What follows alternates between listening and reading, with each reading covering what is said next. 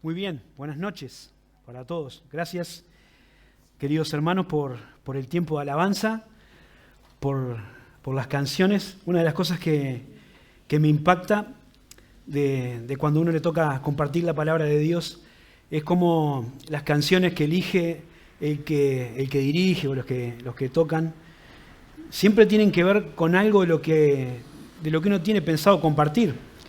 Y a mí no me gusta mucho eso de ir eligiendo, de decirle canten tal o canten cual, porque me gusta ver eso, ¿no? Cómo Dios va ordenando algunas cosas para ir hablando a nuestro corazón de distintas maneras. Gracias por el tiempo de alabanza.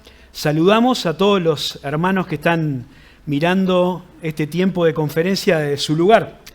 Siempre decimos lo mismo, ¿no? Es otra cosa, es un poco menos intimidante no estar ahí en la espada frente a toda esa gente, pero también es una gran responsabilidad saber que estamos compartiendo la palabra de Dios. Recién estaba mirando ahí en el teléfono las conexiones y muchos saludos de hermanos de diferentes lugares, así que damos gracias a Dios porque a pesar de todas las restricciones podemos estar juntos de esta manera y podemos compartir la palabra del Señor, la alabanza, la oración con hermanos de diferentes lugares alrededor del país y también alguno por afuera de la frontera, así que les saludamos en el nombre del Señor y nuestra oración es que su palabra pueda ser de bendición para nosotros como pueblo de Dios, como iglesias locales y la obra del Señor en Uruguay.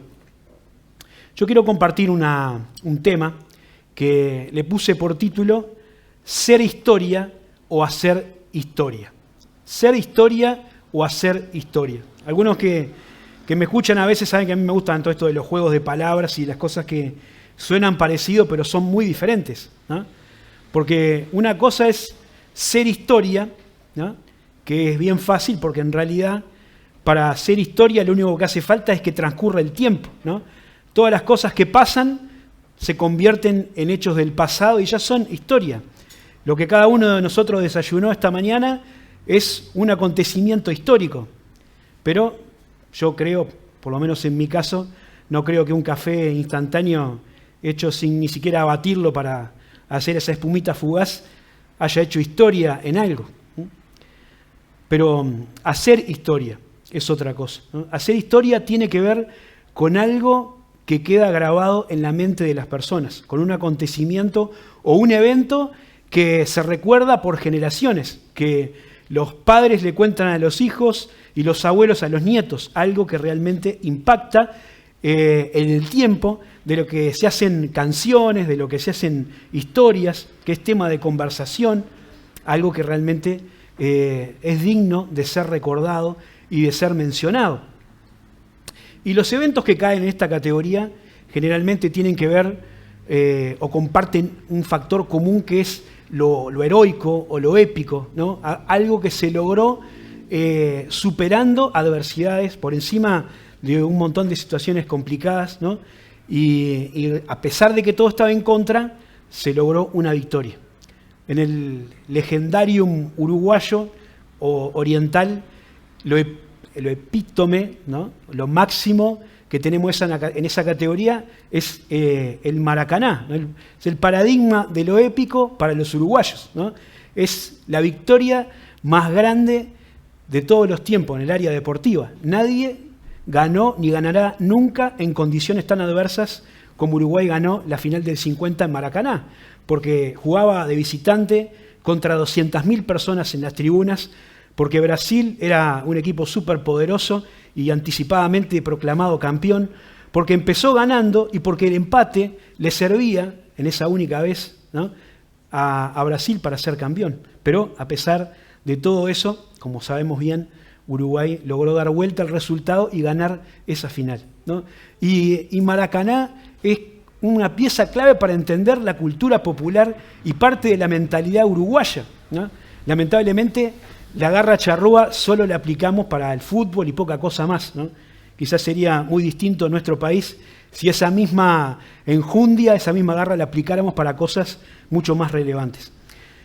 La cuestión es que para hacer historia se necesita gente así, gente que no se achique ante la adversidad, gente que pueda sacar fuerzas de debilidad, sobreponerse a las circunstancias y lograr un resultado que quede grabado en la memoria de la gente, que haga historia, ¿no?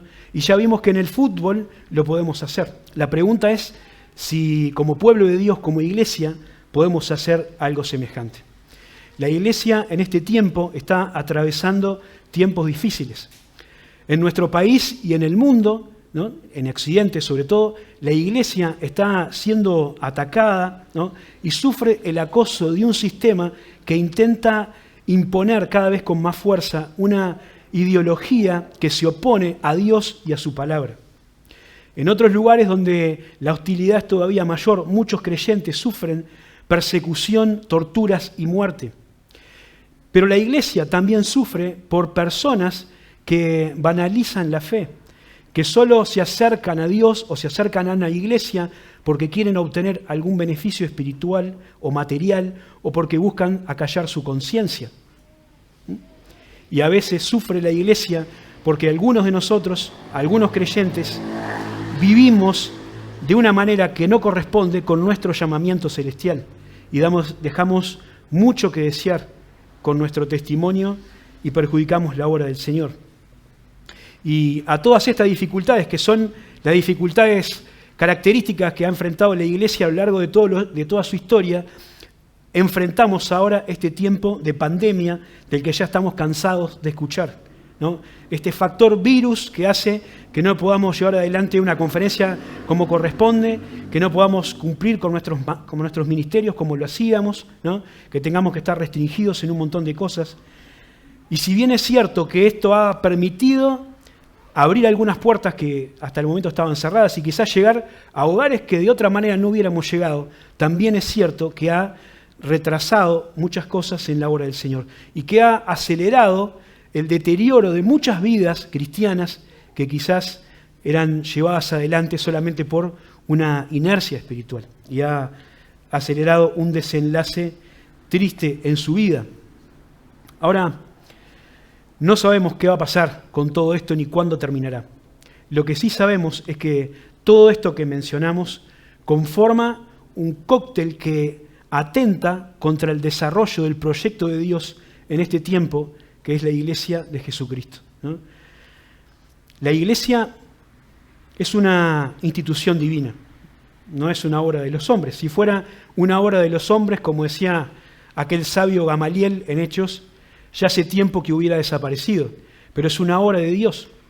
Por tanto, no hay nada ni nadie, ni de afuera ni de adentro, que la pueda detener. La iglesia prevalecerá. La iglesia pasó, está pasando y pasará por tiempos de dificultad, pero la iglesia saldrá adelante porque es la obra de Dios. Lo interesante es ver que Dios quiere que nosotros enfrentemos estas dificultades y saquemos el partido adelante. Que luchemos para que las cosas sigan avanzando a pesar de los tiempos difíciles, ¿no? No es una obra que se hará por nuestras fuerzas, no es algo que nosotros logremos con nuestro ingenio, nuestros recursos o nuestro dinero, es algo que surge y va adelante por el poder de Dios, pero sin duda es algo que Dios quiere hacer contando con nosotros. Así que vamos a pensar en eso, en cuáles son las cualidades o las características que Dios busca en aquellas personas que van a hacer historia, que van a marcar esta generación y las siguientes sirviendo al Señor. ¿Cuáles son las actitudes necesarias para hacer historia? Bueno, puede que haya muchas respuestas a esta pregunta. Nosotros vamos a estar mirando algunas historias bíblicas para tener como marco de referencia. En la Biblia encontramos una cantidad, de hecho, de gente que marcaron la historia y que lograron victorias impresionantes, aunque tenían todo en contra, ¿no? Hombres como Moisés, como Josué, Sansón, David, Elías, o también mujeres como Rahab, como Débora, como Jael, como Esther. Pero quisiera reflexionar en 3 cualidades de los 300 hombres que acompañaron a Gedeón en su épica gesta contra los madianitas y sus aliados. Estos hombres anónimos, ¿no?, tenían su propia garra charrúa y ellos estuvieron dispuestos a luchar con todo lo que tenían contra un enemigo muy superior e hicieron historia. Así que vamos a buscar el libro de los jueces en el capítulo 7. Primero les cuento, ¿no?, para tener un poco de marco histórico, cómo era la situación, qué era lo que se enfrentaba en ese tiempo, que también era un tiempo de dificultad.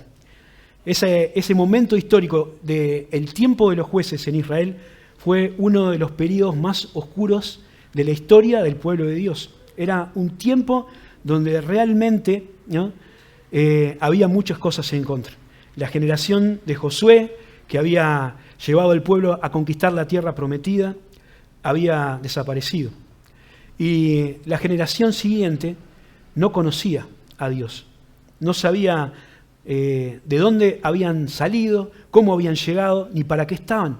Las grandes historias del pueblo de Dios, de cómo había liberado de la esclavitud de Egipto, de cómo habían atravesado el Mar Rojo, de cómo habían cruzado el desierto, de cómo habían conquistado la tierra prometida, se habían olvidado.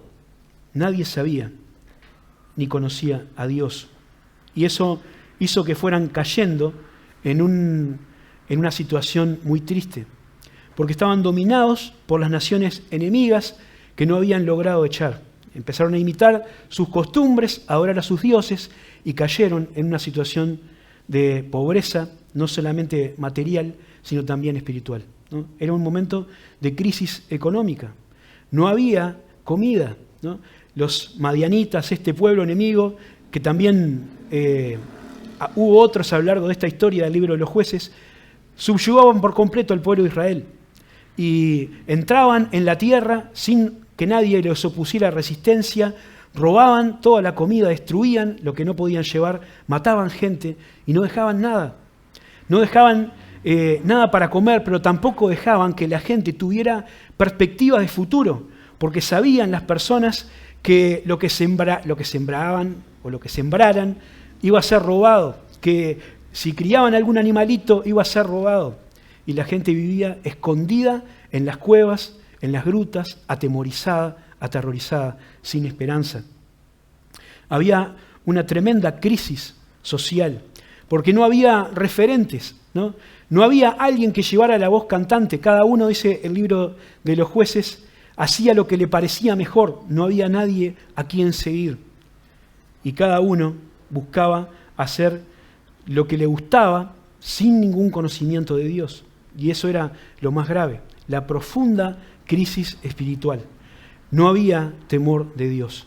El pueblo había olvidado el pacto, había olvidado la ley, había olvidado a Dios, y por todo eso, ¿no?, habían hecho lo malo ante los ojos del Señor, y el Señor los había entregado. Dios era desconocido, ¿no?, y ellos eran un pueblo dominado.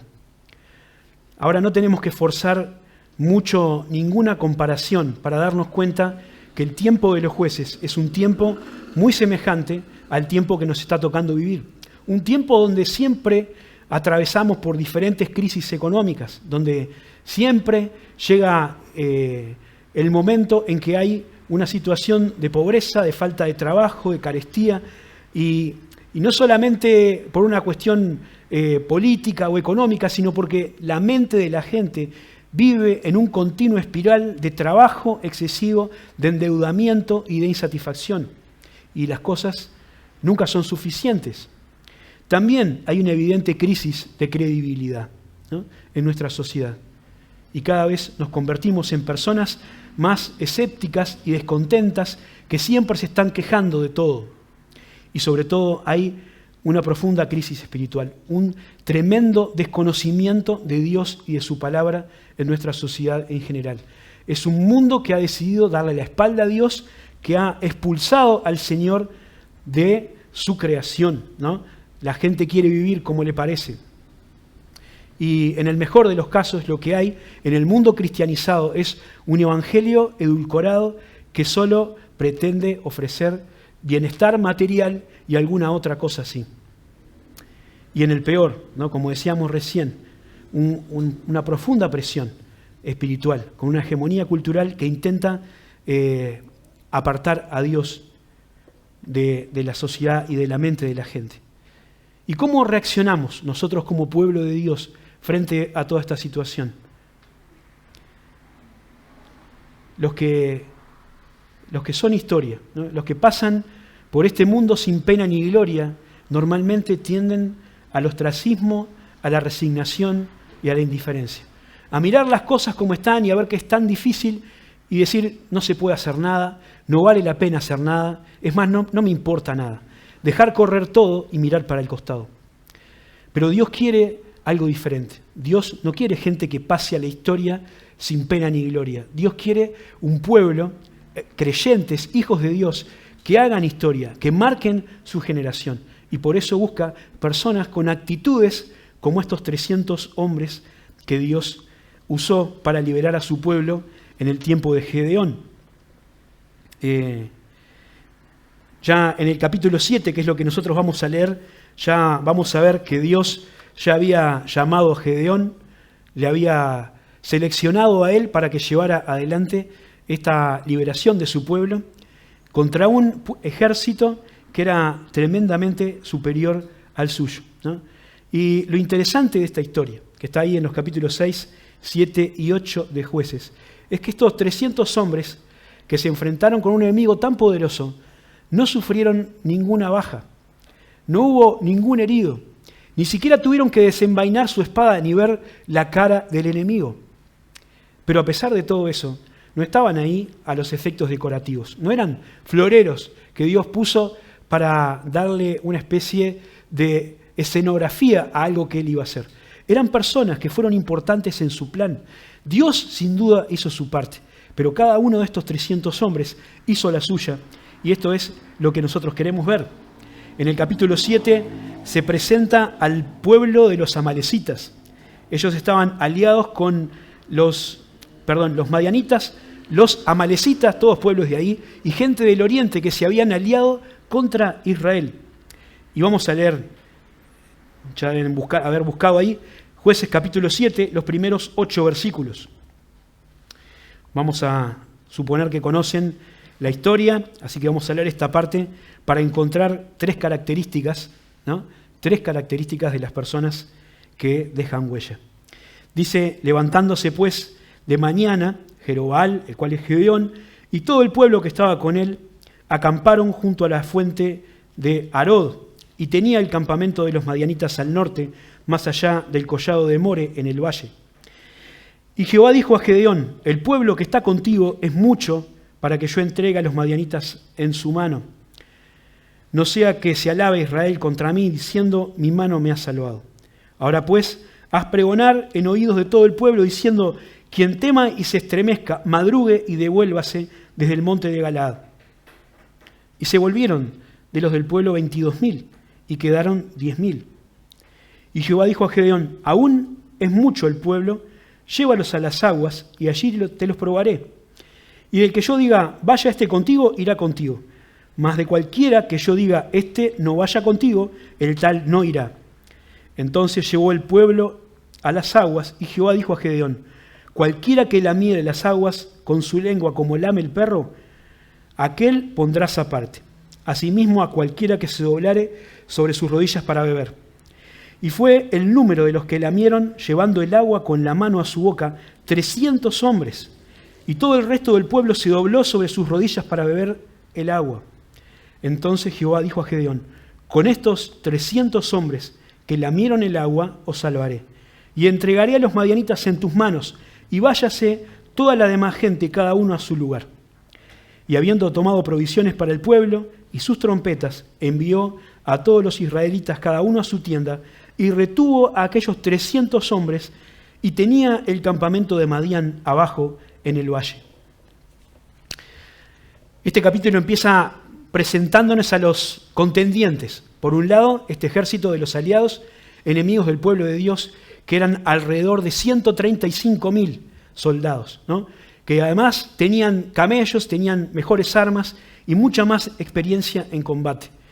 Y el grupo, el contingente que Gedeón había logrado reunir de algunas tribus de Israel, de Manasés, de Aser, de Zabulón y de Neftalí, era apenas de 32.000 soldados. En este tiempo las tribus de Israel, si bien tenían relación entre sí, no tenían una organización militar, todavía no tenían un rey, así que cada uno andaba medio por su cuenta. Pero Gedeón había convocado a la gente, y estos eran los que habían respondido, 32.000. Ya de pique estaban en una tremenda inferioridad numérica. Pero lo sorprendente es que Dios dice, el pueblo que está contigo es mucho, ¿no? Y a nosotros nos parece asombroso, seguramente a Gedeón y a la gente que estaba con él también. ¿Por qué Dios decía que era demasiado pueblo? Y esto es algo que me puse a pensar, porque a veces este tipo de pasajes puede llevarnos a pensar y sacar una conclusión equivocada, pensando que Dios quiere que seamos pocos, ¿no? Que ser pocos es normal y que ser pocos es mejor. Y me parece que no es una verdad que se pueda extraer de este pasaje. Es verdad que para Dios no hay diferencia en las cantidades, ¿no? Que los números no son el único factor que determina el éxito o el avance de la obra de Dios. Pero también es cierto que la iglesia de Jesucristo es un organismo vivo y que como organismo vivo tiene el mandato de crecer y de multiplicarse, ¿no? No solo numéricamente, sino también espiritualmente. Es cierto que ser pocos no es sinónimo necesariamente de algo malo, pero tampoco ser muchos es malo. Así que tenemos que tener mucho discernimiento para saber si ser pocos es producto de algo que estamos haciendo mal o de un proceso de crecimiento por el cual Dios nos está haciendo llevar. En este caso, Dios quería que sean pocos por una cuestión específica, porque dice que Israel no se la crea, que no piensen que ellos, por su mano, por sus habilidades, fueron los que gestaron la victoria. Que quede claro que la victoria, que la liberación viene porque confiaron en mí. Y esto no es algo que pasaba solamente en el tiempo de Gedeón, sino también a lo largo de la iglesia. Y uno llega al final de la Biblia, en Apocalipsis, y tiene una iglesia que confiaba en que era por su fuerza, por su recurso, por su riqueza, que estaba logrando las cosas, y Dios le tiene que enseñar que no es así, ¿no? Dice en Zacarías 4:6, no es con ejército ni con fuerza, sino con mi espíritu, ha dicho Jehová de los ejércitos. Así que Dios se va desprendiendo de parte de esta gente que había sido convocada. Y para eso, para seleccionar al grupo que iba a participar de la batalla, selecciona algunas características. Personas que sean valientes, personas que sean vigilantes y personas que sean consecuentes. Estas tres cualidades son las que quiero mencionar en esta noche. En primer lugar, la primera selección la encontramos en el versículo 3, ¿no? Gedeón había convocado a estos 32.000, pero el Señor dice que había que pregonar por el campamento esta frase: quien tema y se estremezca, madrugue y devuélvase desde el monte de Galaad. El que tenga miedo que se vaya, podría haber dicho de una manera más criolla, ¿no? Y dice que se devolvieron del pueblo 22.000 y quedaron 10.000. Y la primera condición para hacer historia es el valor, es la valentía, ¿no? El reto que estos hombres que iban a luchar contra los madianitas tenían que enfrentar no era apto para personas que se achicaran cuando tuvieran que entrar en batalla, ¿no? Gedeón necesitaba saber con quiénes realmente podían contar, quiénes no iban a salir corriendo cuando empezara el conflicto. Y alguien puede decir, bueno, al final no tuvieron que luchar, lo único que hicieron era pararse ahí y tocar la trompetita con la antorcha. Pero en el momento que ellos tuvieron que decidir, no sabían qué era lo que iba a pasar. Ellos estaban dispuestos a dar su vida en combate para liberar a su familia, para liberar a su pueblo de aquel enemigo. No sabían que todo lo que tenían que hacer era quedarse de pie. Y hermanos, nosotros necesitamos gente con esta convicción, gente que esté convencida de que está donde Dios la llama a estar. Era gente que esté dispuesta a perder la vida por la causa de Cristo, ¿no? Por la causa de Dios, antes que seguir viviendo bajo la esclavitud de un enemigo. Me recuerda a los discípulos de Jesús, ¿no? Cuando mucha gente empezó a abandonar al Señor, cuando el discurso del Señor se empezó a poner más duro, más difícil de recibir, también el Señor le propuso a los que estaban con Él que se fueran. Si quieren irse, no hay problema. Pero ellos dijeron, ¿no? Por boca de Pedro, ¿y a quién iremos? tú tienes palabras de vida eterna.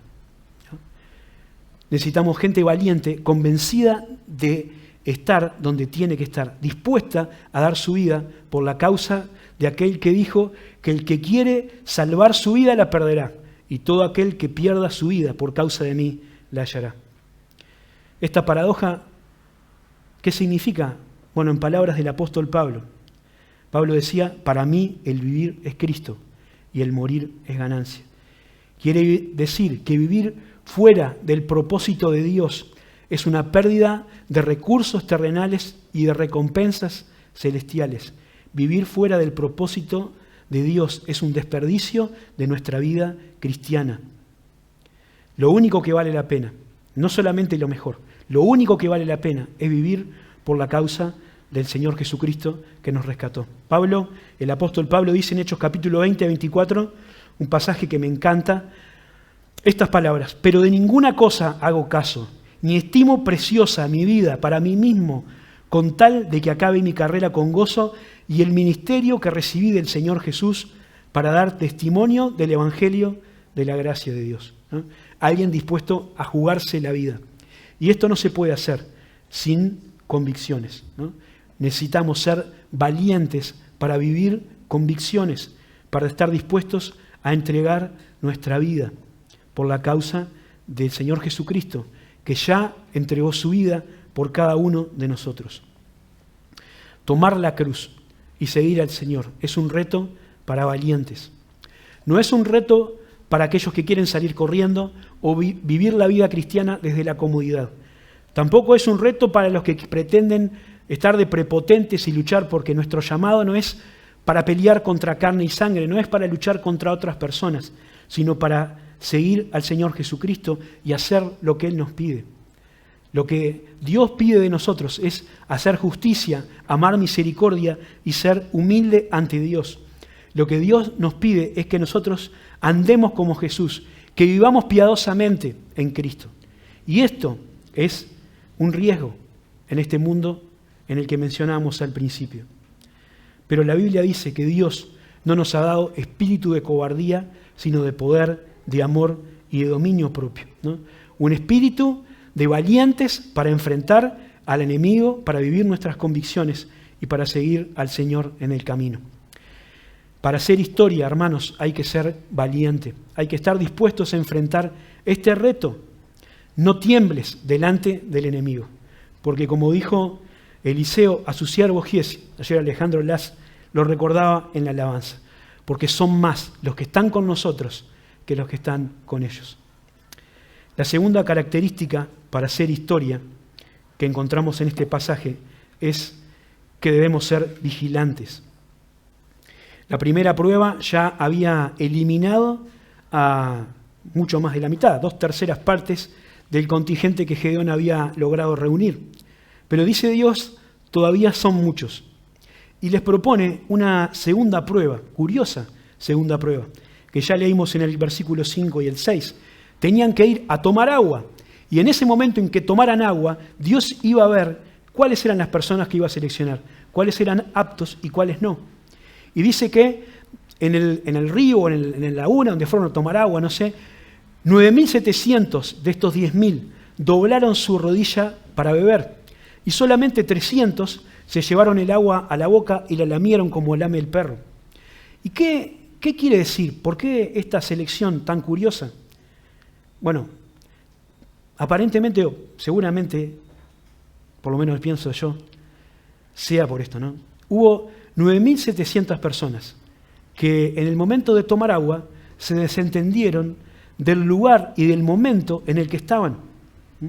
Eran personas que no estaban demasiado conscientes del peligro que les rodeaba, de que estaban en un campo de batalla y no en un picnic, ¿no? Estas personas doblaron su rodilla para beber y metieron la cabeza en el agua para poder tomar. Y yo supongo que si hicieron esta maniobra, tuvieron que despojarse de su equipamiento, no sé si tenían casco, o escudo, o espada, o lo que sea, pero si alguien se agacha lo suficiente como para tomar agua directamente del curso de agua, ¿no?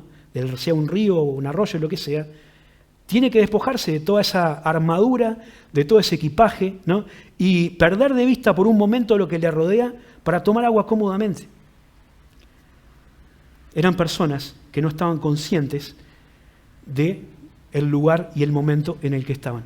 En contraste, los otros 300 no perdieron de vista su entorno. Eran personas que se acercaron al agua, se arrodillaron para tomar y juntar en su mano un poco de agua y la fueron tomando. Mucho más lento, mucho más incómodo, pero no perdieron de vista lo que estaba a su alrededor. Eran personas que se mantuvieron vigilantes para detectar a tiempo cualquier amenaza y no ser sorprendidos por algún enemigo que estuviese ahí al acecho. Y creo que la obra de Dios, ¿no?, para hacer historia, también necesita gente que se mantenga vigilante para prevenir amenazas, ¿no? Gente que no se arrodille a beber, gente que no se distraiga ni se desentienda del tiempo en el que estamos viviendo, gente que no se olvide de para qué estamos en este mundo y se distraiga con las cosas que este mundo ofrece. Gente que no se olvide que el diablo anda alrededor nuestro como el león rugiente buscando a quien devorar. Dice 1 Pedro 5:8. No podemos darnos el lujo de ser derribados por andar desprevenidos. El enemigo tiene muchas estrategias. Tiene dardos de fuego para cada uno de nosotros, según nuestras debilidades y nuestros intereses. Así como los buenos pescadores saben qué carnada tienen que elegir para atrapar a cada pez, también el enemigo de nuestras almas sabe de qué manera y con qué cosas puede atacarnos con más eficacia. Quizás para alguno puedan ser tentaciones sexuales, para otros puedan ser ambiciones materiales, puedan ser deseos de notoriedad, superficialidad espiritual, comodidad. El diablo sabe cómo enredar a cada uno de los hijos de Dios para que nuestro lugar quede vacío y nuestra misión quede inconclusa. Por eso el apóstol Pablo le advertía a Timoteo estas palabras que conocemos bien: ninguno que milita se enreda en los negocios de la vida a fin de agradar a aquel que lo tomó por soldado. Nuestra misión celestial es incompatible con algunas otras formas de vida. Si queremos seguir al Señor, tenemos que tener esta prioridad y ponerla por encima de todas las otras cosas, para que nuestra mente no se distraiga, no se divague en un montón de situaciones que nos hacen perder tiempo y que nos ponen en la línea de tiro del enemigo. Por tanto, tengamos esto en cuenta. Vivimos en un mundo hostil, tenemos un enemigo astuto, pero sobre todo tenemos que tener cuidado de nuestra propia mente, de nuestro propio corazón. La Biblia dice, Santiago escribe en su carta, que el enemigo también está dentro nuestro y que cada uno es tentado cuando de su propia concupiscencia, de sus propios malos deseos, es atraído y seducido. Por tanto, a toda la armadura que la palabra de Dios nos da ahí en Efesios capítulo 6, tenemos que añadirle una buena dosis de actitud vigilante. Jesús decía que tenemos que orar y velar para resistir el ataque del tentador. El espíritu está dispuesto, decía Jesús, pero la carne es débil. Por lo tanto, para contrarrestar esta situación, este contexto hostil en el que nos movemos, tenemos que buscar a Dios en oración, ¿no? Velad y orad, como decía Jesús. Como dice el pasaje de Efesios, orando en todo tiempo, con toda oración y súplica. Conocer la palabra de Dios, meditarla, practicarla, vivirla, porque eso es lo que permite salir vencedor en medio de la tentación. Tenemos el Espíritu Santo con nosotros. Y si estamos llenos de la palabra de Dios, si la palabra del Señor abunda en nosotros, seremos capaces de vencer cualquier tentación. Para hacer historia, hermanos, hay que ser vigilante. No te descuides, no te expongas. Recuerda el mandamiento bíblico de Gálatas 5:16. Andad en el Espíritu y no satisfagáis los deseos de la carne. O como dice la Biblia de las Américas, andad por el Espíritu y no cumpliréis el deseo de la carne. Es una misma cosa que produce dos efectos. Tercera característica, no solamente valientes, no solamente vigilantes, sino también consecuentes para permanecer firmes. De los 32.000 que acudieron al llamado inicial, 22.000 tuvieron miedo, 9.700 eran demasiado imprudentes, y de los 300 restantes, que fueron lo suficientemente valientes para quedarse y vigilantes para mantenerse alerta, ¿no? Vamos a ver una característica más que encontramos en los versículos 16 al 25.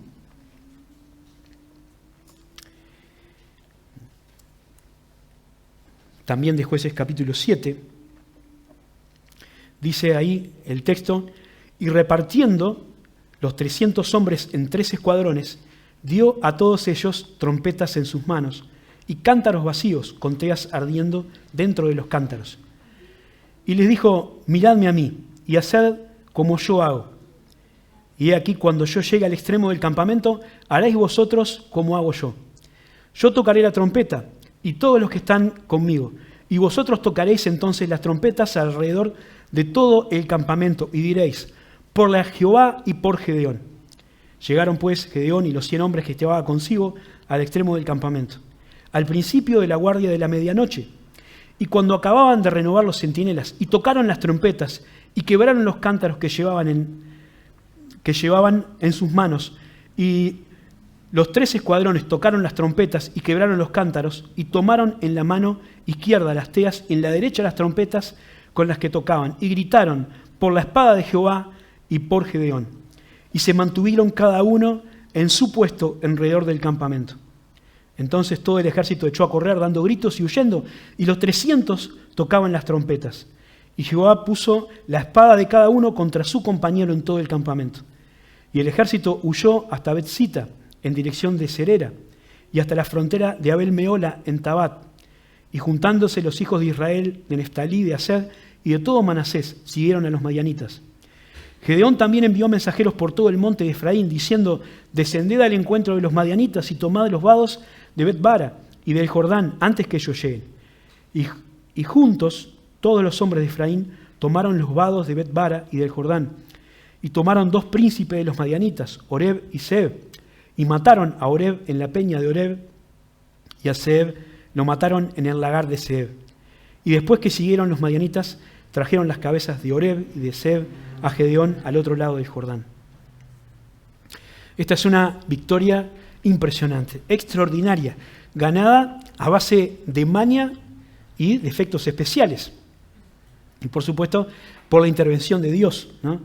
Dios hizo su parte, como siempre Él hace, pero los 300 hombres que habían sido seleccionados por Dios y por Gedeón también hicieron lo que tenían que hacer. Habían hecho una planificación cuidadosa, una estrategia bien pensada que también tuvo una ejecución impecable. Se formaron 3 escuadrones, ¿no? Y cada soldado iba armado, ¿no?, entre comillas, armado con un cántaro vacío con una antorcha adentro ardiendo y una trompeta en su mano, ¿no? Y tenían que rodear el campamento y imitar lo que hacía Gedeón.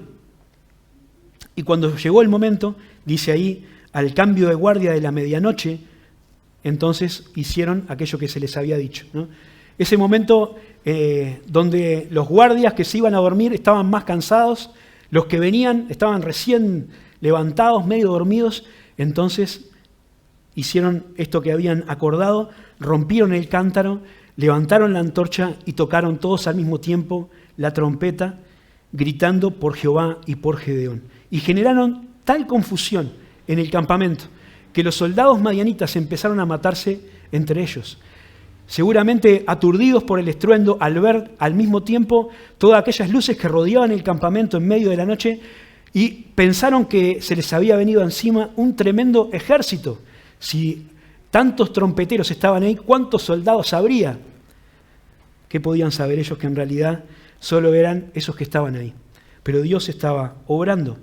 Tuvieron esa reacción lógica, corrieron para todos lados y mataban al que se les cruzaba. Y los que escaparon, ¿no?, huyendo en desbandada, fueron alcanzados por el resto del pueblo, que se apresuró a perseguirlos y a derrotarlos hasta el final. Y la cualidad que yo veo en esta última parte, en el versículo 21, es esta. se mantuvieron firmes, cada uno en su puesto, en derredor del campamento. El plan de Gedeón y de Dios era sencillo, pero necesitaba gente consecuente, gente comprometida con la causa, gente fiel con la que pudiera contar. No necesitaban héroes ni grandes guerreros, no importaba si era Rambo o el soldado más raso, porque lo que había que hacer era lo mismo, ¿no? No podía haber ni adelantados ni rezagados. Tenían que hacer lo mismo al mismo tiempo, luchando unánimes con un enemigo. Levantar la antorcha, tocar la trompeta e invocar el nombre de Dios. Y la iglesia, hermanos, para hacer historia, necesita gente con esta misma característica. Gente consecuente para mantenerse firme haciendo lo que Dios nos mandó a hacer. Y hay 4 cosas ahí que rápidamente quiero mencionar. Primero, un testimonio para alumbrar, ¿no? Ellos tenían que mantener su antorcha en alto. Jesús dijo a los creyentes, a los discípulos, que nosotros somos la luz del mundo y que la luz se tiene que poner en alto para que todos puedan verla y para que alumbre a todos los que están en la casa. La luz siempre es una ilustración o una metáfora de nuestro testimonio, ¿no? De nuestra forma de vivir. Y nuestra forma de vivir y nuestra forma de hablar tiene que ser consecuente con la profesión que hacemos, con nuestra vocación celestial. Ambas cosas, las palabras y los hechos de nuestra vida, van a ser aquello que le dé credibilidad al mensaje que este mundo necesita escuchar. Si no hay esta vida práctica para con Dios, difícilmente el mundo llega a creer, ¿no? Jesús decía, en esto conocerán que son mis discípulos, si tuvieran amor los unos por los otros. Se puede ver una realidad espiritual en su vida. La segunda cosa que tenían que hacer era de nuevo para predicar. Tenían que seguir tocando la trompeta de pie en su lugar. Y nuestro llamado, nuestra comisión es predicar el Evangelio. Predicar la palabra de la cruz sin cambiarla y sin edulcorarla, sin hacerla más atractiva para la gente. La palabra de la cruz es lo que salva. El Evangelio tiene poder de Dios para salvar al pecador si se predica como está en la Biblia. Decía el apóstol Pablo en 1 Corintios capítulo 14 que si la trompeta da un sonido incierto, nadie se prepara para la batalla. Si nosotros no predicamos un mensaje correcto, nadie se va a convertir. Nuestra misión es tocar la trompeta con el mensaje glorioso del Evangelio de la cruz. Y esa es nuestra responsabilidad, como el Señor le dijo a Ezequiel, ¿no? La misión de la atalaya es a dar aviso, ¿no? Si da aviso y la gente no se prepara, la culpa es de la gente. Ahora, si no da aviso y la gente perece, la culpa es nuestra y es nuestra responsabilidad. Tercera cosa, ¿no? Testimonio para alumbrar, de nuevo para predicar, fe para perseverar. Porque hay que mantenerse firmes. La firmeza es un requisito fundamental de los que quieren vivir por la fe, ¿no? Los vientos de las circunstancias no siempre soplan para el lado que a nosotros nos gustaría. Lo que nuestros sentidos físicos son capaces de discernir no siempre es todo lo que necesitamos saber. La Biblia nos dice que tenemos que permanecer firmes como viendo al invisible, aferrados de las palabras y de las promesas de Dios. La vida cristiana a veces se compara con una carrera, pero no con una carrera de 100 metros que empieza y termina en un instante.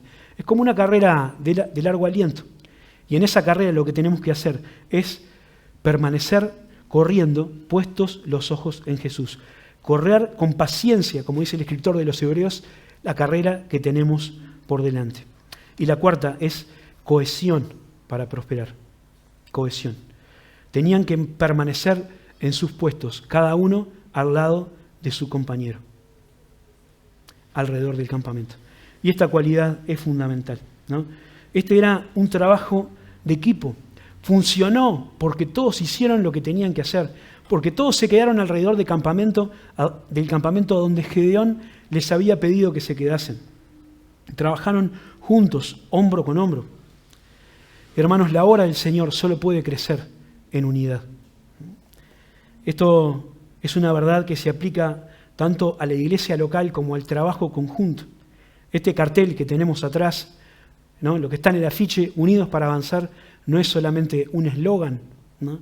No es solamente una cosa que suena lindo, es una verdad bíblica a la que no podemos renunciar, porque el deseo del Señor es que nosotros guardemos la unidad en el Espíritu, en el vínculo de la paz, la unidad que ya el Señor ha hecho. Pablo dice en Filipenses 1:27, solamente que os comportéis como es digno del Evangelio de Cristo, para que sea que vaya a verlos o que esté ausente, oiga de vosotros, que estáis firmes en un mismo espíritu, combatiendo unánimes por la fe del Evangelio. Finalmente, la victoria de estos 300 no les correspondió solamente a ellos, porque como vimos al final del pasaje, y van a poder ver si siguen leyendo, el resto del pueblo también tuvo su participación, ¿no? Algunos persiguieron a los que escaparon, otros capturaron los vados para que ninguno pudiera huir, y lograron una victoria que le dio libertad al pueblo de Israel, una historia que realmente quedó grabada en los anales del pueblo de Israel a tal punto que nosotros la conocemos y la podemos contar hoy. Y este es nuestro desafío.